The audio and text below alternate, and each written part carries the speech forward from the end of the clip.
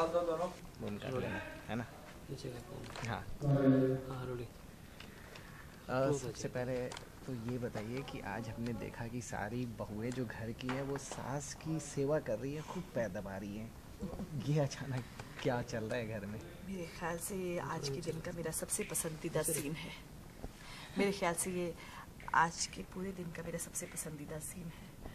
मेरे पाँव रोली दबा रही थी, पाँव सिमर दबा रही थी। जब शॉर्टकट भी हो रहा था तो मैं रोली को रुकने नहीं दे रही थी। आपको भी देखा हमने? शायद इस कहानी में इस भारद्वाज परिवार ने राहत की सांस ली है, इसीलिए सारी सांस जो थी वो सेवा करके ले रही थी। मजा आया। तो ये एक और घर में बहू आने वाली है अभी, बल्कि आ चुकी है। हाँ, बल्कि आ चुकी है सोनिया। हालांकि उसको लेकर के अभी बहुत सारे ट्विस्ट एंड टर्न बाकी हैं, लेकिन अगर हम सीन की बात करें तो उससे किस तरह की उम्मीद है कि जितनी घर की बहुएं अब तक तो सब अच्छी मिली हैं? बिल्कुल बिल्कुल, यही तो उम्मीद है, इसीलिए तो खुशी है जो हम लोग बांट रहे हैं। और भी एक दो बहुएं थी जिससे आप लोगों ने, वो बची हुई थी, जैसे परी नहीं थी, दिखाई नहीं दे रही थी। लेकिन जिक्र तो था उसका भी कि वो आरव को लेने गई है शैलू के साथ। तो आज आप लोगों को तो खूब मज़ा आ रहा होगा। बहुएं ऐसे करते तो दिखाई देती नहीं है सीन में कभी। नहीं, हमारे घर में तो ऐसा काफ़ी बार हुआ है कि बहुएं अच्छी लेकर आए हैं।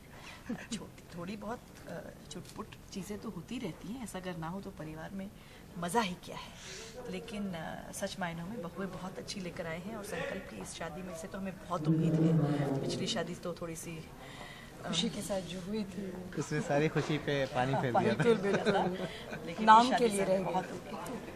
और एक दामाद भी जो है वो भी सही नहीं मिला। ये भी एक बहू एक दामाद, ये दोनों में आप लोग जो है कहीं ना कहीं। लेकिन उसकी निशानी जो हमारी बेटी लेकर आई है उसे हमने बड़े प्रोग्रेसिवली एक्सेप्ट किया। ये भारद्वाज खानदान की एक बात मुझे सबसे खूबसूरत हमारे परिवार की ये लगती है कि मैं, मेरी बहुएं समय के साथ साथ अपने आप को, अपनी संस्कारों को ना भूलते हुए नए समय के साथ अपने आप को ढालते जा रहे हैं। एक आखिरी सवाल है कि आखिर क्या ऐसा चल रहा था कि चाय की चुस्कियों के बीच ऐसी, मतलब क्या वजह आ गई थी कि सारी बहुएं घर की सास की खिदमत में लगी थी और चाय की चुस्कियों के बीच में जो सासू माँ लोग थी वो सब जो है बहू से जो है पैर दबा रही थी और सेवा ले रही थी? ऐसा भारद्वाज परिवार में बहू को हमारे यहाँ, और ऐसा मतलब कोई ऐसी कोई झिझक नहीं थी कि क्या हुआ, बेटी सेवा क्यों नहीं कर सकती। लेकिन जैसे हमने कहा कि ये समय ऐसा है कि हम सब लोग खुश हैं, खुशी लूट रहे थे बस। हर शादी के घर में आपने देखा ही होगा कि इतनी चहल पहल के बाद जब सारे काम खत्म होते हैं तो एक सांस हम लोग लेते हैं ठंडी, और फिर उसके बाद थकान का तब एहसास होता है। अच्छा। तो आज वही कुछ हो रहा है, मतलब थकान मिटा रही थी आप लोग सब। Thank you so much. Thank you.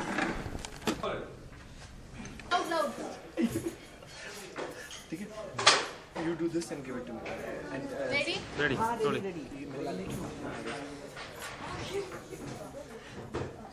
ये क्या है रोली?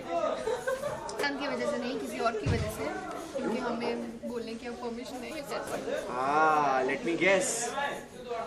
Is it the same problem?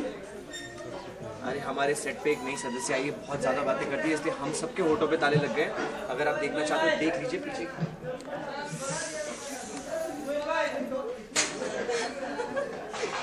आइए, अगर बात नहीं करनी है तो हम उन्हीं से करवा लेते हैं। दीदी बड़ी शांत लग रही हैं आप आज। मैं तो बचपन से ही शांत हूँ, ज्यादा बोलने की आदत नहीं है मुझे बता दो। क्या हुआ आप क्या बोल रहा था?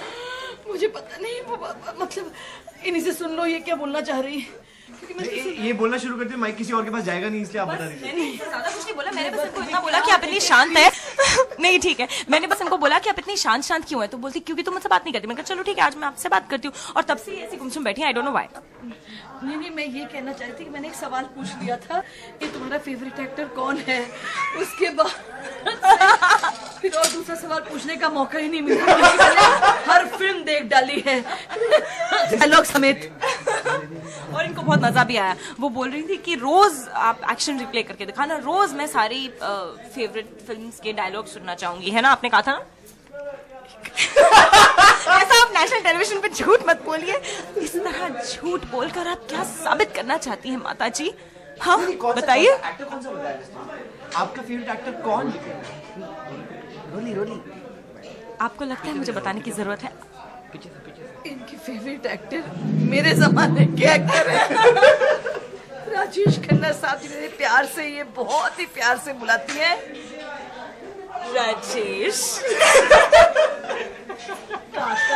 हमने इन्हें इस शूट पे नाम दिया है, सारे बच्चों ने काका का केक। जो मुझे आज तक समझ नहीं आया कि इसका मीनिंग क्या है और ये क्या बोलते रहते हैं, बट बड़े प्यार से मुझे पुकारते हैं, तो ऑफ कोर्स मेरे को रिस्पॉन्ड तो करना ही होता है। ऑब्वियसली मैं इग्नोर नहीं कर सकती मैं से किसी को भी।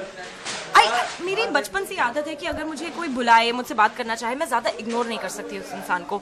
तो ऑब्वियसली अब मुझे इन सब से बात करनी पड़ती है। अगर मैं ना बात करूं, 5 मिनट नहीं बात करूं ना, दुखी हो जाते हैं, इनकी आंखों में आंसू आ जाते हैं, और फिर मैं एक ही डायलॉग इनको जाके बोलती हूँ, पुष्पा आई हेट टीयर्स रे, ये आंसू पोंछ दो। तो उसके लिए मुझे कंटिन्यूअसली इनसे बात करनी पड़ती है, नहीं तो ये डायलॉग मुझे बार बार दोहराना पड़ता है ना। तो देखिए कितने खुश नजर आ रहे हैं ये लोग, इनके चेहरे देखिए, खिल रहे हैं ये लोग, है ना। हाँ बोलते रहो, ना बोलोगे तो और एक्सप्लेनेशन देगी। इस वक्त क्या चल रहा था? काफी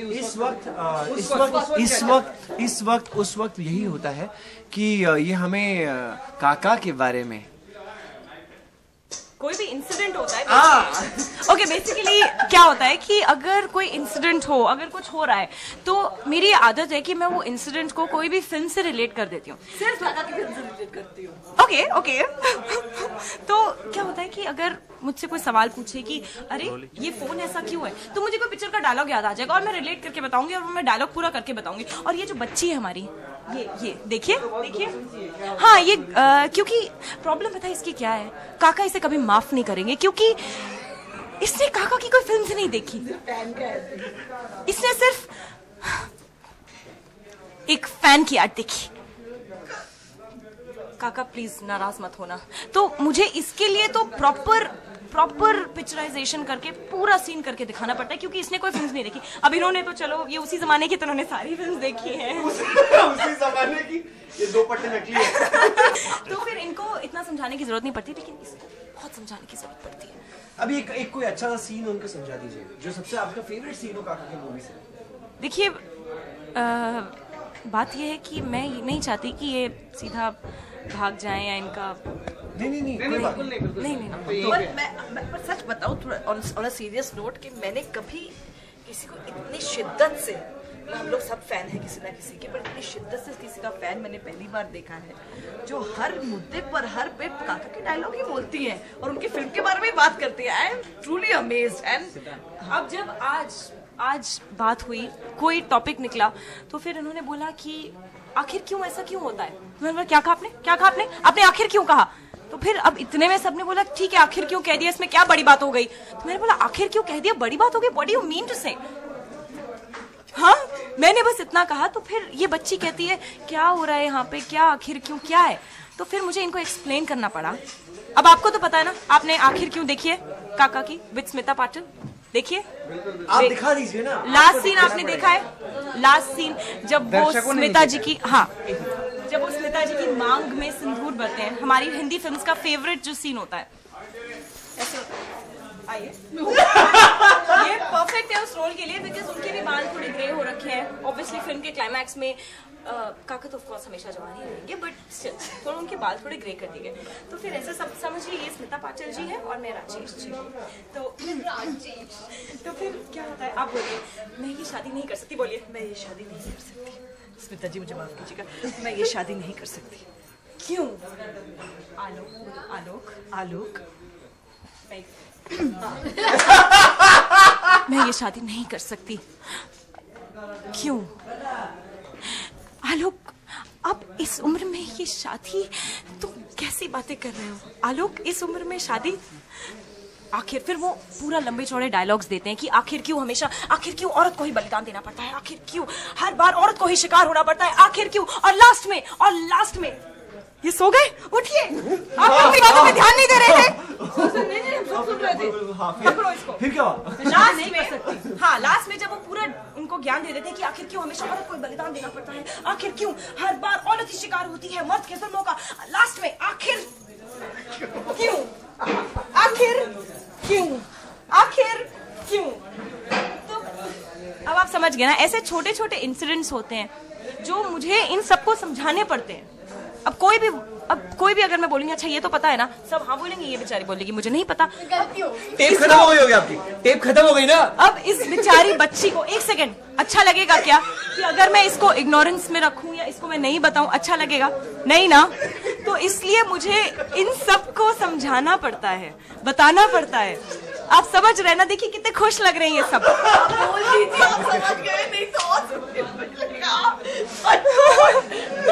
आपको कोई सवाल है? आप पूछ लेंगे, आप पूछ लेंगे। आपको सब नॉलेज हो गया ना? नहीं अभी at a ending note, we all are really entertained by this very sweet girl. इतना प्यारा सा सदस्य हमारे परिवार में आया है जो हम सबको एंटरटेन करता रहता है, जब तक बोलता है और ना बोलता है तो भी। जो अभी सिनेरियो हुआ, अगर आप बताना चाहेंगे आज सीन में क्या हुआ था?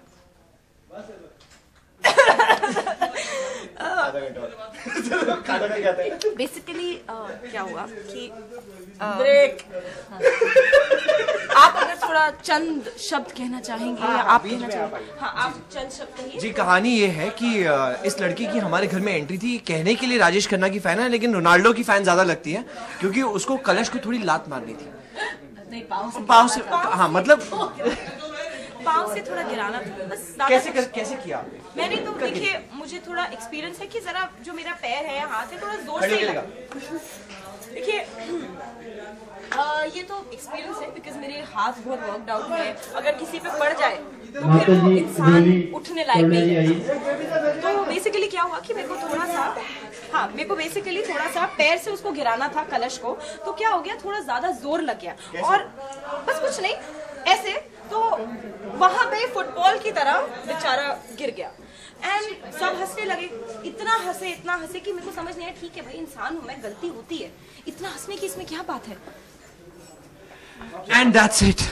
मेरे ख्याल से अभी दर्शकों को भी थोड़ा सांस ले लेना चाहिए क्योंकि ये लड़की बिना सांस लिए और 2 घंटे बोल सकती है। 2 घंटे नहीं 2 दिन और बोल सकती है।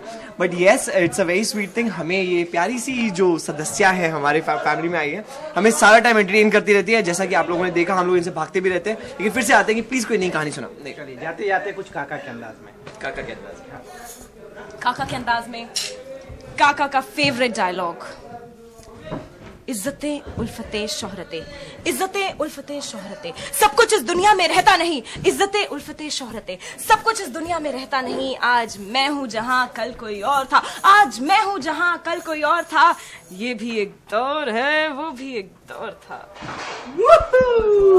याद है आपको ये? Of course. क्या याद रहता है यार।